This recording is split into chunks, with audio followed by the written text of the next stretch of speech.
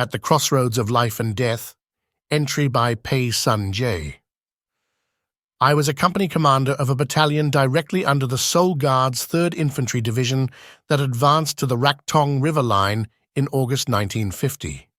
The battalion was charged with setting up an underwater bridge at a crossing in cooperation with the engineering battalion of the division, while at the same time dispatching reinforcements to the unit on Matsuam.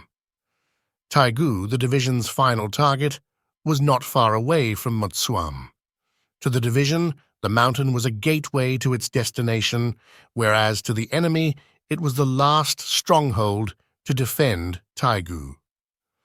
For its strategic significance, the mountain, as well as the adjoining crossing, was a hot spot in which both sides engaged in fierce battles.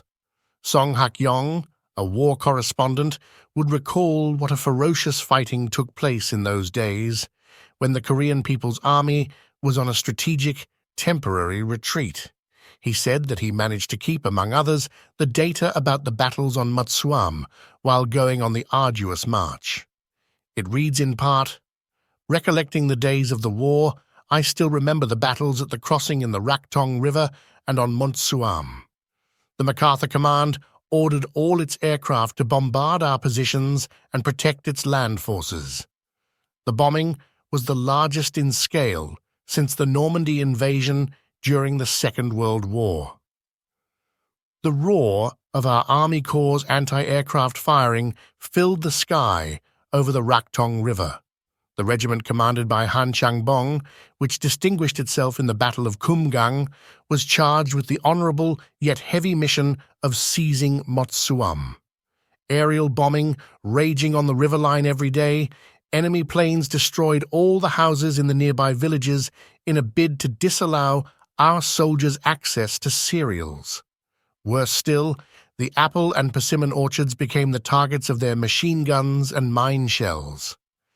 During the 17-day battle, the American mercenaries launched 30-odd counteroffensives, and a daily average of 3,000 bombs were dropped on our positions. However, their operation was a fiasco. As the battle on Matsuam was so fierce, our work at the nearby crossing was perilous. In fact, fighting on the Raktong River continued day and night. At night, there was no air raid, enabling us to work at the crossing. We took shelter during the day, but at dusk we dived into the river with our uniforms on. Some carried sacks of sand to build pillars, while others brought telephone poles broken by enemy bombing to be placed on those pillars. Gun carriages and trucks with a full load of bombs ran across this makeshift bridge. Near dawn, enemy planes appeared and attacked this underwater bridge. Some days later, flare bombs lit up the sky, and the crossing became the target of intensive artillery fire. In the daylight hours, enemy bombers combed the riverside in search of our shelters. I myself narrowly escaped death several times.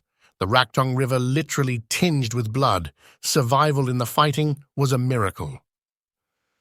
One day, I was tasked with interrogating an American pilot who parachuted by the riverside after his plane was shot by a rifle. The man was shuddering with fright as he took out his family photo from an inside pocket. He begged to be treated as a POW, saying that if he did not return home, his wife and children would starve to death. Suddenly, he took off his coat to show his arms that were swathed in watches. Enraged, I pictured in my mind American marauders looting shops in the streets awash with the corpses of innocent civilians. We all gnashed our teeth, thinking of the enemy's indiscriminate bombing and heinous crimes. We turned out with one accord in the final showdown against the GIs and the South Korean puppet army. In April 1952, 2 years after that, Supreme Commander Kim Il-sung visited Paektu, in which students of Kim Il-sung University, including me, were studying.